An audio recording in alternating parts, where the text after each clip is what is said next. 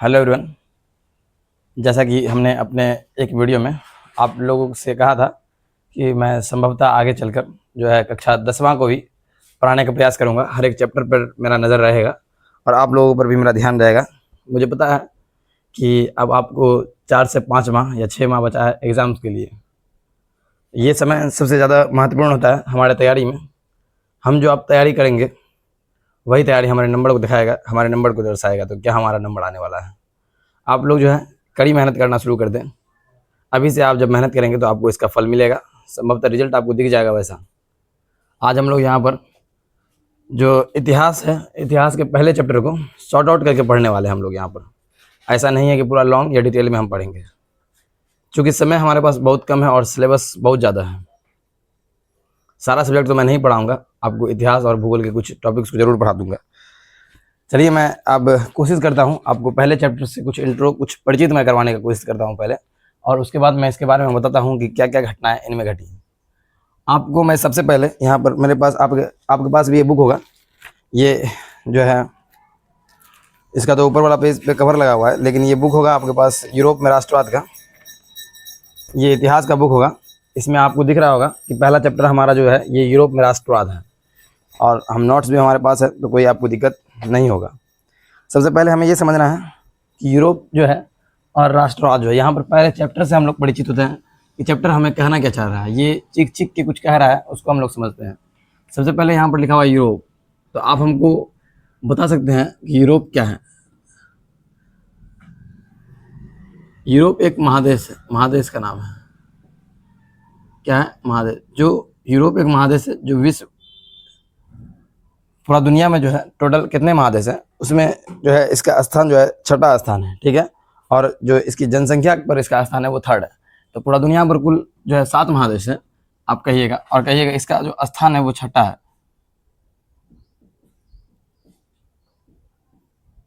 क्षेत्रफल पर। और इसका स्थान जो है पॉपुलेशन के दृष्टिकोण से 3रा स्थान है, ठीक है। ये किस पे है? जनसंख्या पर। तो ये 2 बात हमको समझ में आ गया। यूरोप एक महादेश है जिसके अंदर बहुत सारे देश हैं। फ्रांस है, अमेरिका है, ब्रिटेन है, और भी बहुत सारे देश हैं। उनको हम लोग, सॉरी अमेरिका नहीं है, अमेरिका तो एक उत्तरी अमेरिका महादेश के उत्तरी अमेरिका में आता है। कई बार हम लोग गलती से ये बोल देते हैं अमेरिका के बारे में, लेकिन अमेरिका एक अलग महादेश में है, उत्तरी अमेरिका में है। तो हमें यह समझना होगा कि यूरोप में जो फ्रांस थे, यूरोप में जो इटली, जर्मनी, जापान वगैरह कुछ कंट्री सब थे, तो उसमें किस तरह से राष्ट्रवाद पनपा, राष्ट्रवाद का जन्म कैसे हुआ। जैसे हम लोग भारत के संदर्भ में जब पढ़ेंगे राष्ट्रवाद, चौथा चैप्टर है इसमें भारत में राष्ट्रवाद, तो भारत में राष्ट्रवाद को वहाँ पर समझेंगे कि भारत में किस प्रकार राष्ट्रवाद का जन्म हुआ, भारत में कैसे लोगों के अंदर राष्ट्रवाद की भावना जगी। अच्छा, राष्ट्रवाद इतना कहने के बाद भी, राष्ट्रवाद राष्ट्रवाद तो कह रहा हूँ मैं, लेकिन क्या आपको राष्ट्रवाद समझ में आ रहा है? राष्ट्रवाद होता क्या है? सबसे पहले बात तो ये, सबसे पहली बात, अगर हम राष्ट्रवाद को अगर समझे तो अपने देश के प्रति प्रेम, देश के प्रति प्रेम ही क्या है? देश के प्रति प्रेम, राष्ट्र के प्रति अपने राष्ट्र के प्रति प्रेम होना ही क्या कहलाएगा? राष्ट्रवाद कहलाएगा। अगर किसी व्यक्ति को अपने देश के प्रति, अपने राष्ट्र के प्रति प्रेम है तो वो क्या है? वो एक राष्ट्रवादी है। आगे हम लोग समझेंगे कि दुनिया में जो है अमेरिका भी एक देश था, भारत भी एक देश था, तो अमेरिका में भी राष्ट्रवाद जन्मा। अमेरिका भी किसी का उपनिवेश था। पहले तो ये समझना होगा कि किसी का उपनिवेश कोई राष्ट्र रहेगा तभी तो वो आज़ादी के लिए उसके अंदर राष्ट्रवाद जन्मेगा, या फिर कुछ कष्ट होगा उसको तभी उसके अंदर राष्ट्रवाद को जन्म मिलेगा। ऐसे ही कोई अगर शांति से रह रहा है, कोई अगर बढ़िया से रह रहा है, तो ऐसे ही थोड़ी वो क्रांति कर देगा अपने देश के लिए, कुछ नहीं करेगा ऐसे। तो कुछ ना कुछ दिक्कत होना चाहिए, ठीक है। तो आज हम लोग का ये जो चैप्टर है, इस चैप्टर में सबसे पहले फ्रांस में राष्ट्रवाद की बातों को पढ़ेंगे। सबसे पहले इस चैप्टर में समझेंगे कि फ्रांस में कैसे राष्ट्रवाद का जन्म हुआ। नेपोलियन का नाम सुनेंगे आप लोग, नेपोलियन को जानते होंगे थोड़ा बहुत, तो आज उससे भी परिचित करवाएंगे आपको नेपोलियन के बारे में। और फ्रांस में जो राष्ट्रवादी क्रांति हुआ, जिस क्रांति से दुनिया के अलग अलग देश जो है उससे सीखे, कुछ उनको लगा कि अपने देश में भी कुछ ऐसा करना चाहिए। जैसे कि अगर फ्रांस में अगर आप देखें तो फ्रांस की कहानी को अगर आप 9th क्लास में पढ़िएगा तो आपको समझ में आएगा कि फ्रांसीसी क्रांति जब हुआ था तो उस समय अमेरिका के लोग भी उससे बहुत प्रभावित हुए थे, और अमेरिका के लोग भी जाकर अपने यहाँ क्रांति किए थे। ये बात हम 9th में पढ़ाए हैं, बताए भी हैं। तो आप देखिए इसमें जैसे यूरोप में देखिएगा राष्ट्रवाद, तो सबसे 2-4 देश को देखना है इसमें मेनली, ठीक है। सब पूरा यूरोप को लेकर नहीं बैठ जाना है। जो टॉपिक होगा उस टॉपिक को ही हम लोग देखते कवर करते हुए चलेंगे। ज़्यादा इधर उधर करेंगे समय ज़्यादा लग जाएगा हम लोगों को। यहाँ तक दिख रहा है बढ़िया से? आप फ्रांस वाला टॉपिक को अगर लेके चलेंगे तो फ्रांस में जो है, फ्रांस में क्या हुआ, क्रांति हुआ, फ्रांसीसी क्रांति।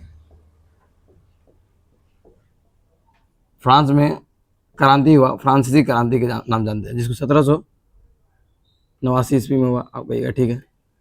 इस समय जो है क्रांति क्यों हुआ, उस समय वहां का राजा लुई 16वां हुआ करता था। कौन हुआ करता था? लुई 16। यहाँ पर लिखिए, क्रांति के समय, फ्रांसीसी क्रांति के समय वहां का राजा कौन था? लुई 16वां। एग्जाम में आपसे पूछेगा लुई 16वां किस राजवंश का था, तो किस वंश था? बुर्बोन राजवंश से था।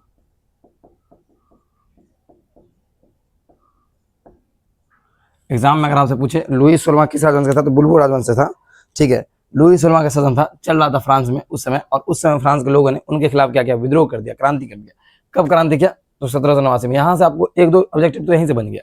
फ्रांसीसी क्रांति कब हुई, किसके शासनकाल में हुई, और लुई 16वां किस वंश का राजा था। ठीक है, यहाँ से आपको 3 क्वेश्चन निकल के आ गया, इसको समझना है आपको अच्छे से।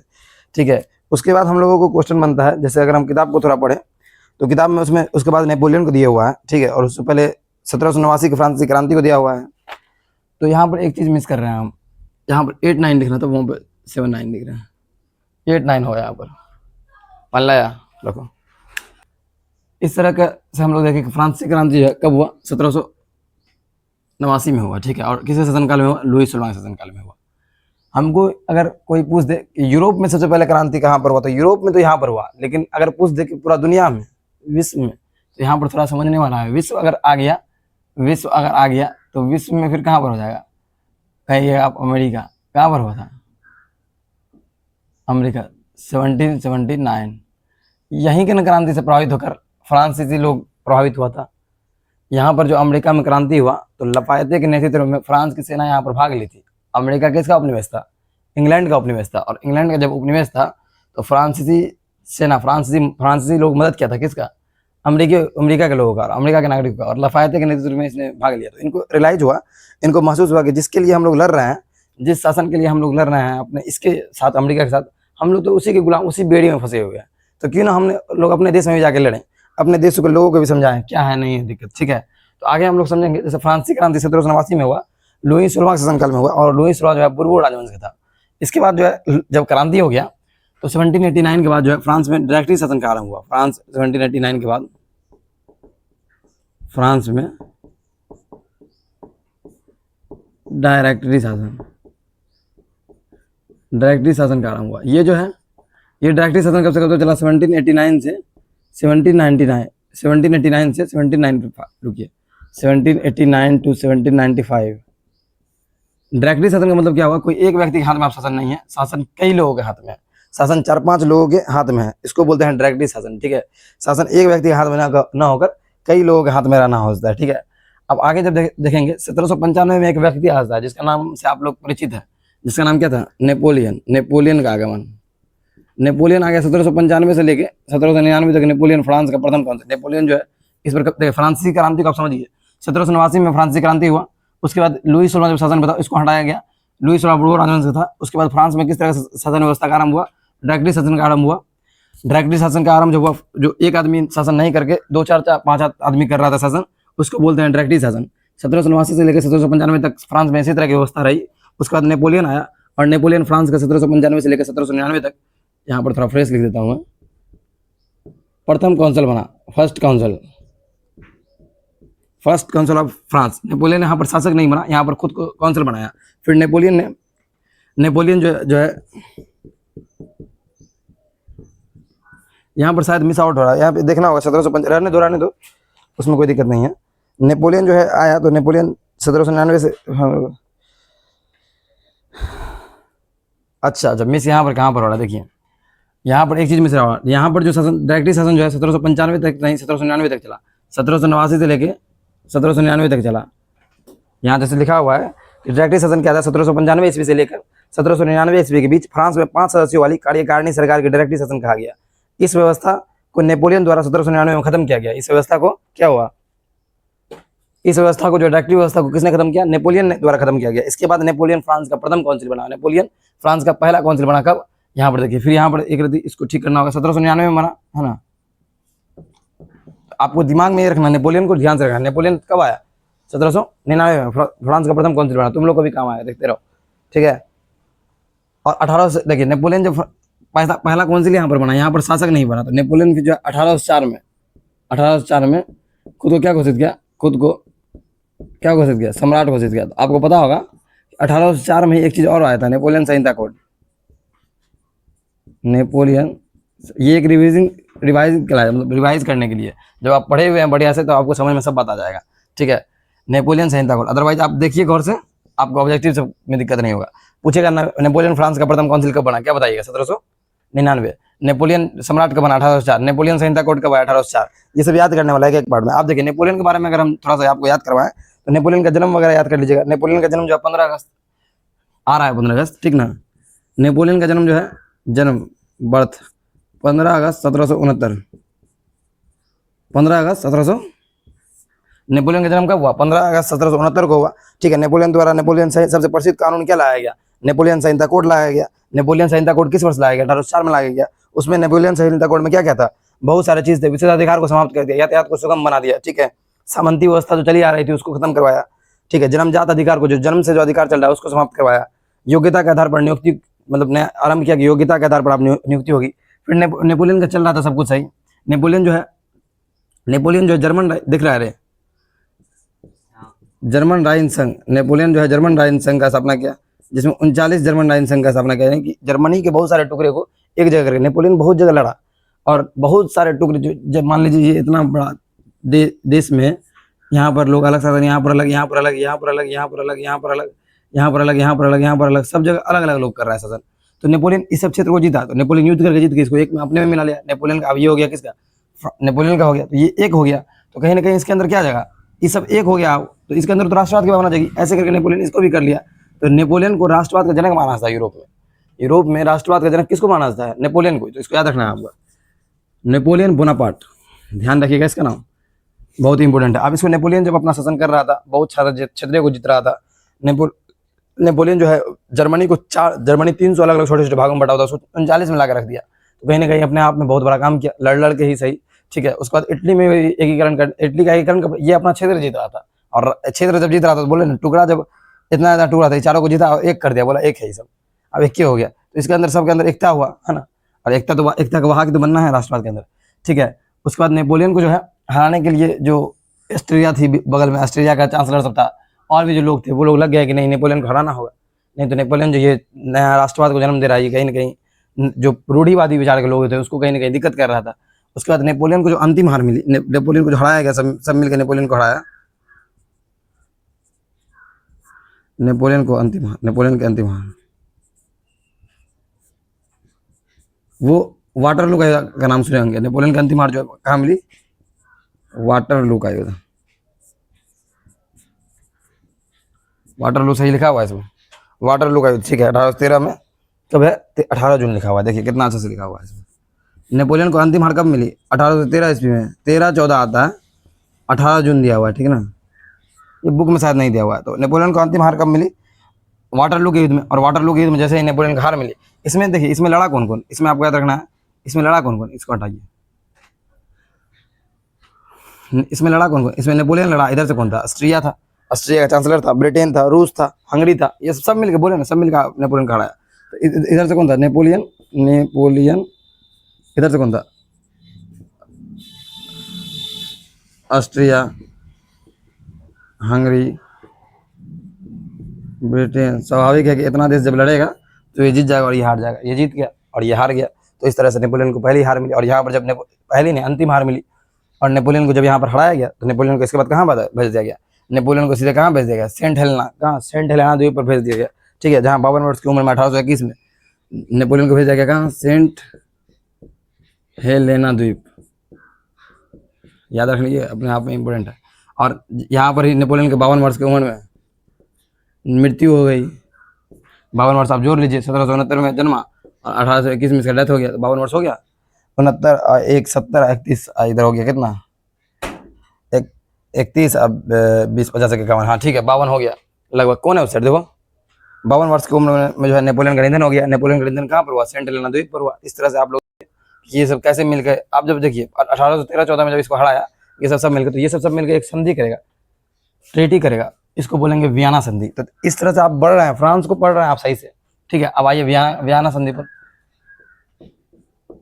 आपसे कोई पूछे वियना संधि या वियना कांग्रेस, वियना कांग्रेस कब हुआ था आप बताइए? 1815। किसके किसके बीच में हुआ था? किसी के बीच में, सब मिलकर एक जगह बैठ गया।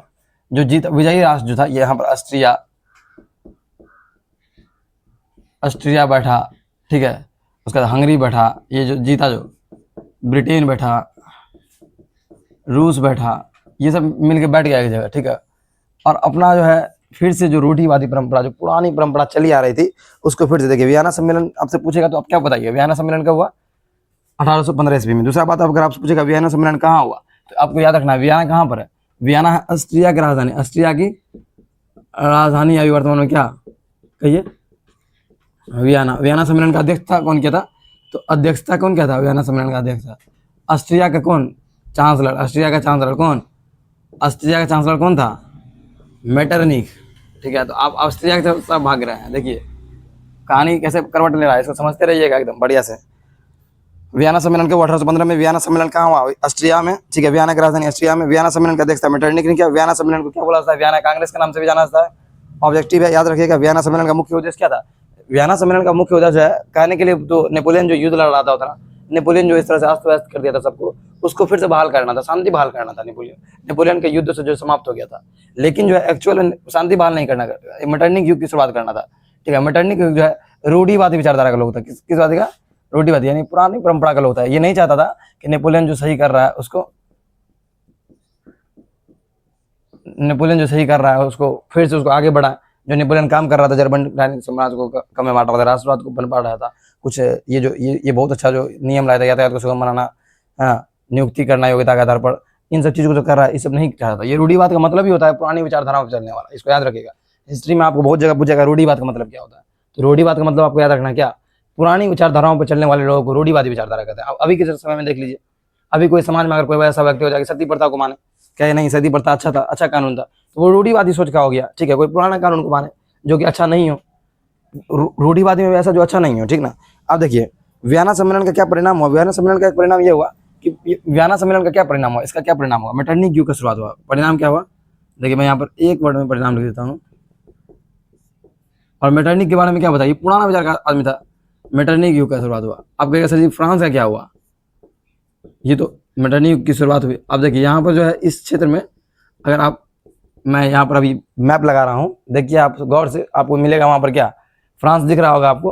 फ्रांस दिखने के बाद तुम लोग छोड़ दो, वैसे फ्रांस दिख रहा होगा, और फ्रांस के बगल में क्या दिख रहा होगा आपको? छोड़ दो उसको, स्टैंड को। वैसे फ्रांस के बगल में इटली है, इटली के बगल में आपको जर्मनी है, जर्मनी के बगल में ऑस्ट्रिया है, वियना है, सब आपको इस सब क्षेत्र दिख रहा होगा। जब सब क्षेत्र आपको दिखेगा तो वहाँ पर समझ में आएगा कि इस बीच में जो है सबसे मजबूत कौन हो गया? ऑस्ट्रिया हो गया। और ऑस्ट्रिया का चांसलर कौन था? मेटरनिख। और मेटरनिख अपना दबदबा यहाँ पर बढ़ाना शुरू कर देगा, ठीक है। और इसके साथ ही फ्रांस में जो है लुई 18वां, देखिए किसके समय में हुआ था क्रांति? किसके समय में? 16वां। 17वां गया तेले ने नहीं किया। 17वां कहाँ चला गया? 17वां बीच में रह गया। और 17वां के बाद कौन आया? 18वां। तो लुई 18वां का जब वियना कांग्रेस समाप्त होगा तो फ्रांस में क्या हुआ? फ्रांस में लुई 18वां आया। कौन आया? लुई 18वां। लुई 18वां का आगमन हुआ किस, कहाँ पर?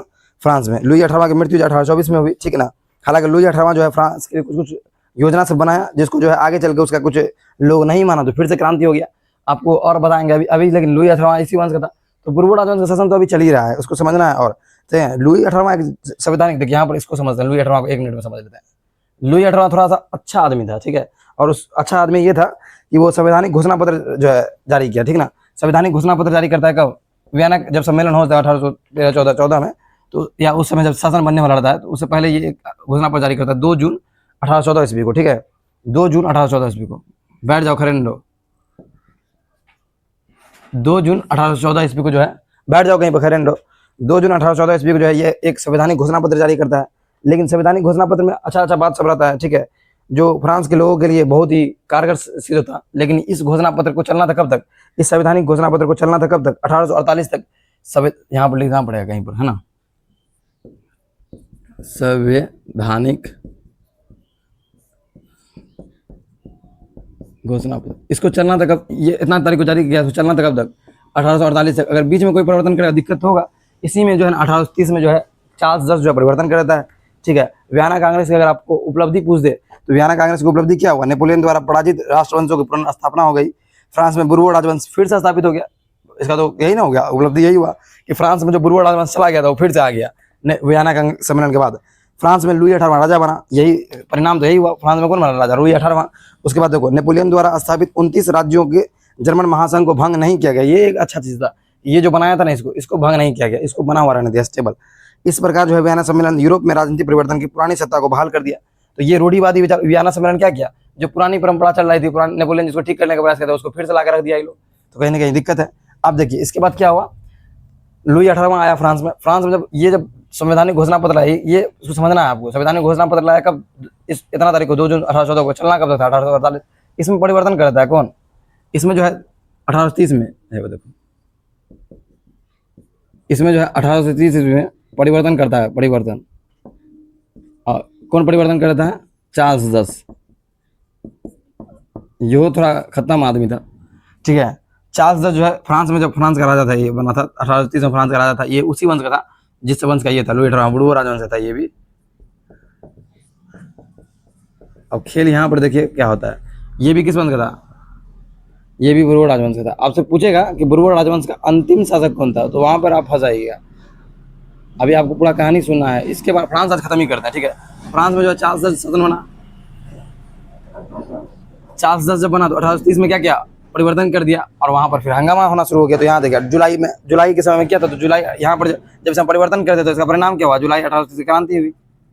कितना टाइम हुआ देखो तो, जुलाई 1830 की क्रांति हुई। जुलाई 1830 की क्रांति के समय वहां का राजा चार्ल्स 10 कौन था, बुर्बो राजवंश का शासक था, जो निरंकुश एवं प्रतिक्रियावादी विचारधारा का था। निरंकुश था, इस पर अंकुश नहीं लगाने वाला था कोई, ठीक है, वो कुछ ज्यादा ही खतरनाक था। जुलाई 1830 की क्रांति का क्या परिणाम हुआ, संवैधानिक घोषणा पत्र में परिवर्तन। लुई 16वां ने जो 1814 में लाया था। फ्रांस में उभर रही राष्ट्रीय तथा जनतंत्रवादी भावनाओं को बदलना। एक चीज सुनिए, फ्रांस में लोगों में चार्ल्स 10 की विचारधारा और उसका प्रधानमंत्री पोलिगनेक था। याद रखिएगा, इसका प्रधानमंत्री पूछता है, इसका पीएम कौन था इसका पीएम, पोलिगनेक। इसका पीएम कौन था, पोलिगनेक, है ना। कि नीतियों तथा विचारों से गहरा असंतोष था, जिस असंतोष की प्रतिक्रिया स्वरूप चार्ल्स 10 ने 25 जुलाई 1830 को 4 अध्यादेश जारी किया। देखो कब, ये तो असंतोष पहले से था, लोग इस पर भड़का हुआ था पहले से, लेकिन ये क्या करता है, 4 अध्यादेश जारी करता है। 4 अध्यादेश कब जारी करता है, 25 जून 1830 को। देखिए जुलाई क्रांति कराते हैं हम, 4 अध्यादेश जारी किया। और उसके बाद देखिए 4 अध्यादेश जारी करने के बाद, जिसके तहत जो उदारवादी लोगों को गला घोटने का, जो उदारवादी, जो समझदार लोग थे, जो उदार थे, थोड़ा सा उदार स्वरूप, दयालु स्वरूप के लोग थे, उसका गला घोटने का प्रयास किया गया। इन अध्यादेशों में पेरिस में क्रांति की लहर दौड़, इन अध्यादेशों, इसका जैसे ही इस अध्यादेश को जारी किया गया, उसमें पेरिस में जो क्रांति की लहर दौड़ गई। और फ्रांस में 28 जुलाई 1830 को गृह युद्ध आरंभ हो गया। फ्रांस के गृह युद्ध मतलब घर के अंदर युद्ध होना, ठीक है। और जिसे जो है इतिहास में जुलाई 1830 क्रांति के नाम से जाना जाता है। देखिए यहाँ पर इस अध्यादेश के जारी होने के बाद हुआ था, लेकिन इसमें परिवर्तन भी तो क्या था, इसमें परिवर्तन करके 4 अध्यादेश लाया था। आप कहिएगा 4 अध्यादेश क्या है, तो सबसे पहला अध्यादेश ये था कि प्रेस की स्वतंत्रता समाप्त कर दी गई, तो कहीं ना कहीं जनता भड़केगा। दूसरा बात, नवनिर्वाचित प्रतिनिधित्व सभा को भंग कर दिया गया। जो निर्वाचित प्रतिनिधित्व सभा बनी थी पहले वाला, वो जो क्रांति उसके संवैधानिक घोषणा पत्र के तहत, उसको समाप्त किया गया। मतदान का अधिकार संकुचित और कुलीनों को लाभ पहुंचा गया। वहां पर वर्गों में जो कुलीन वर्ग थे उनको सिर्फ लाभ पहुंचाने का प्रयास किया गया। सितंबर में नए चुनाव करवाने की घोषणा की गई। बोला गया कि सितंबर में जो है नया चुनाव करवाया जाएगा, ठीक है। तो इसी के चक्कर में क्या हो गया, जब ये 4 अध्यादेश जारी किया, इसको खत्म किया, तो इसी के चक्कर में क्या हो गया, इसका परिणाम क्या हुआ, जुलाई 1830 क्रांति के रूप में आया, ठीक है। इसके परिणाम था चार्ल्स 10 को, जब जुलाई 1830 में क्रांति हुई, तो क्रांति इतनी भयंकर और इतनी बड़ी हो गई कि चार्ल्स 10 को क्या करना, चार्ल्स 10 को गद्दी छोड़ के भागना पड़ा, ठीक है। चार्ल्स 10 को क्या करना पड़ा, जुलाई 1830 क्रांति का परिणाम क्या हुआ, यहाँ पर लिखेंगे, लेकिन लिखेंगे परिणाम क्या हुआ, चार्ल्स 10 को भागना पड़ा, गद्दी छोड़कर, ठीक है। गद्दी छोड़कर चार्ल्स 10 को भागना पड़ गया, ठीक ना। और उसके बाद बुर्बो राजवंश, देखो यहाँ पर खत्म, यहाँ पर क्या होगा खत्म, बुर्बो राजवंश फ्रांस में क्या हुआ,